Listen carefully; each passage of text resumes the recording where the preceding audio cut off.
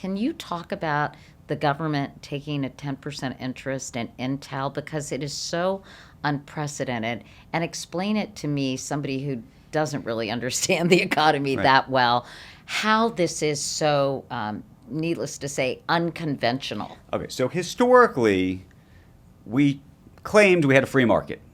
And the free market was such that, companies could succeed, they could fail, and the government was not an investor or playing a real role in this. Maybe they were But playing. we did bail out companies, Well, I was going to say, so right? we have bailed out companies, but typically there was a serious Crisis. It was a crisis, and the reason for bailing them out, 2008, was we believed that if we didn't bail them out, it was going to have a wider effect on the economy. So here we are. Intel is struggling. We've decided as a country, or at least this president has decided, that chips and making chips in America is a super important thing to do. For national security reasons, most of our chips are not made in America. We need to start making chips in America. The Biden administration had given money to Intel as a grant, said, here's the money. We're not asking for anything in return. What we're getting in return is we'll have national security, and we'll have more resilience because chips will be made here. But we're not asking for anything else. We're just handing you the money. Intel, to be honest, became a mess.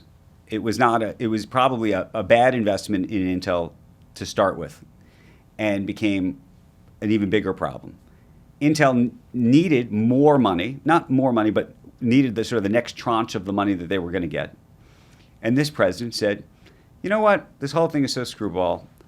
I want more. If I'm going to give you all this money, and instead of granting you the money just so you could have it, What's in it for me? What's in it for me? I want a piece of the action. And I want the taxpayer to have a piece of the action. So if Intel is going to do better over time, I want them to be able to have shares in the company. And if they do worse, by the way, we'll also lose our shares too. That's the conceit of what happens. The problem with doing something like this, in my mind, is it changes the dynamic once the government becomes an investor in companies, plural. So let's say Intel in the future wants to merge with another company. And normally, whatever that merger is, a regulator might say, you know what, this seems like really bad for customers. We don't want two of these big guys getting together like this. Well, how does that dynamic in that conversation change when you say to yourself, we actually own 10% of this company. And if we do this, we will do a lot better. Taxpayer will do a lot better. Customers may get screwed, but the taxpayers, the U.S. government that owns this will do better.